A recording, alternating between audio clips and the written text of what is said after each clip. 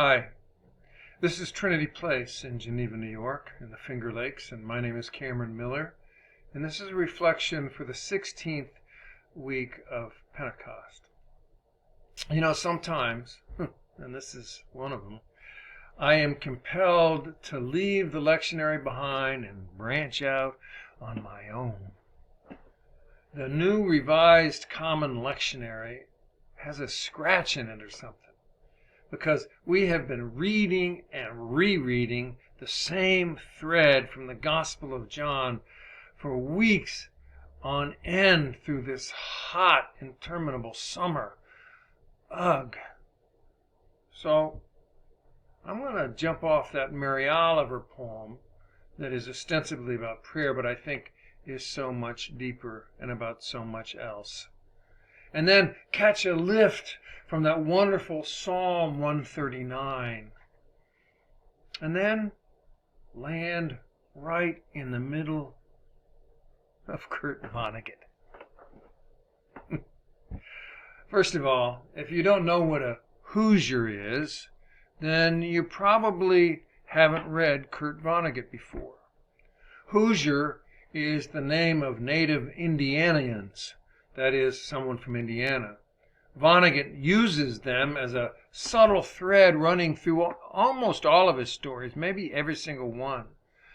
No one seems to have a definitive derivative source of the name, but legend has it that Hoosier comes from the accent, as in when somebody would knock on the door back in the day, they'd answer, "Who's there?"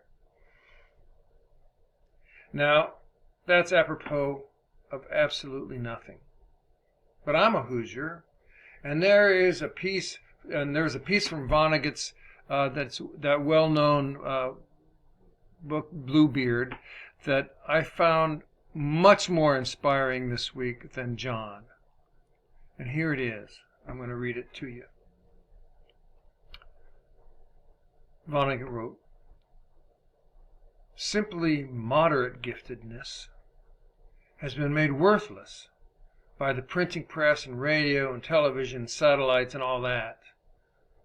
A moderately gifted person who would have been a community treasure 1,000 years ago has to give up, has to go into some other line of work, since modern communications put him or her into daily competition with nothing but the world's champions. A moderately gifted person has to keep his or her gifts all bottled up until, in a manner of speaking, he or she gets drunk at a wedding and tap dances on a coffee table like Fred Astaire and Ginger Rogers. We have a name for him or her. We call him or her an exhibitionist. How do we reward such an exhibitionist? Well, we say to them the next morning, 'Wow, were you ever drunk last night?' Well, isn't that so true in a variety of ways? I'm a writer of truly moderate giftedness, and it took me 45 years to get up the nerve to try to have something published, get something published, find a publisher who would use my works. Now, there are so many writers these days, and of truly moderate giftedness and much less than moderate, who get published by independent presses or publish works themselves in what we used to call vanity presses, that it is extremely difficult for rare and especially gifted talent to break through that morass.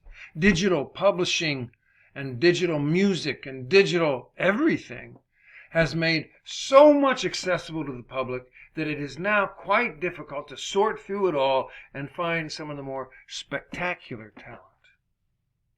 The line between talent and exhibitionism has been made difficult to discern sometimes by Facebook, Instagram, and TikTok. But Vonnegut's point is still does resonate because it hits close to home, I think, for all of us. Now, I had a couple of my children who were eventually college athletes. But the competition was fierce, and the winnowing process astounding and oftentimes painful. I mean, one of my daughters was a swimmer, and she would blow out other girls in a 200 butterfly at one swim meet and only place way back in the pack in another big swim meet. She went on to become an 7 or 8-time All-American in D3 level, but put her in the D1 pond and she might not have even placed then. Or my little 16-year-old who was 6'5" and a dominant basketball center in Buffalo. But then we would go to a basketball tournament in New York City and he suddenly got shorter and slower. Or when planet Earth seemed bigger and you were the smartest kid in your high school, you had to travel a pretty far piece to realize that you weren't the smartest kid all around. So Vonnegut's perspective is very perceptive when he recognizes how we keep our merely moderate giftedness all bottled up because there are so many other more gifted true champions out there. I mean, the Olympics reminds us of that every couple of years. What that means for you and me is that our creativity, which is the lifeblood of giftedness after all, it lives deep down inside us where mushrooms grow. Down there in the depth of our hiding places, our creativity, which is also the wellspring of joy. Our creativity can get hidden and repressed and depressed. I mean, how many artists are in sales these days? How many musicians are teaching math or social studies? How many dancers are in advertising? How many poets write copy? How many authors are working for Verizon? How many painters are behind the counter at CVS? How many sculptors went into the ministry? How many storytellers spend their days punching the keyboard? How many athletes grow slow at their desks? How many gardeners work in file cabinets? And how many spectacular cooks spend their days drywalling?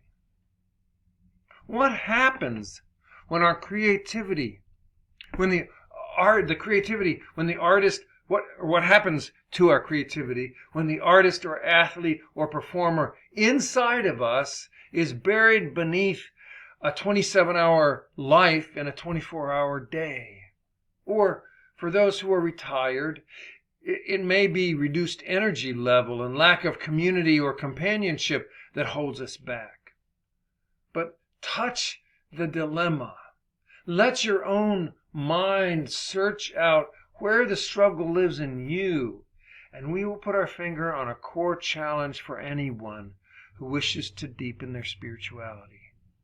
And I don't care if you're 96 years old or 12. This is a true struggle worthy of our attention and effort. What is your giftedness? Where are you allowing it to bloom? When is it recognized, whether simply by you or someone else? We all have giftedness. It may be mechanical aptitude, innate feng shui, intuitive fishing acumen, or any number of less obvious and more mysterious kinds of talent. But the challenge is if and how often we are able to exercise it. Now, I'm thinking of creativity in a very broad sense here, as in our being co-creators with God in an ongoing act of creation. Those things we have been gifted with are the very talents that evoke our partnership with God as we live life within our small place in the planet. Suppress our gifts, push the creative process to the side for want of time or fear that we're not good enough or because no one will pay us for it, and our spirituality, our spiritual life, our spiritual character will suffer. Indeed, if we do neglect our giftedness, if we do not keep fidelity with that gift, no matter how moderate our talent is, then our effort to grow and deepen spiritually will be diminished. So let loose imagination's tongue, as Denise Levertov wonderfully described it.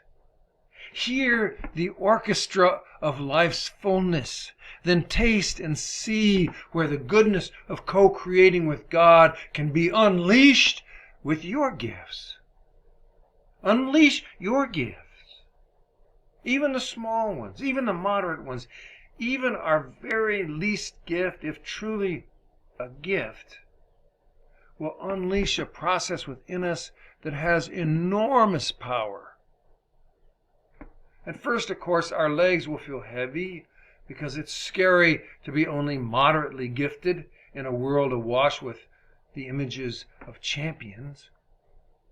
But there is power even in just beginning.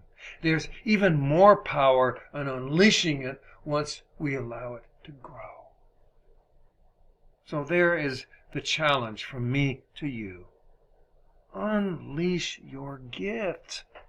Unleash it. Unleash your gift. 1, 2, 3, 4 of them, whatever they are. You may never become a champion or a best-selling author or cook.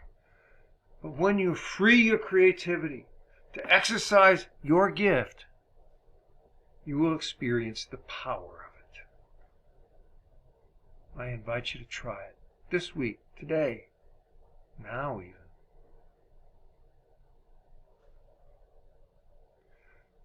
Peace be with you.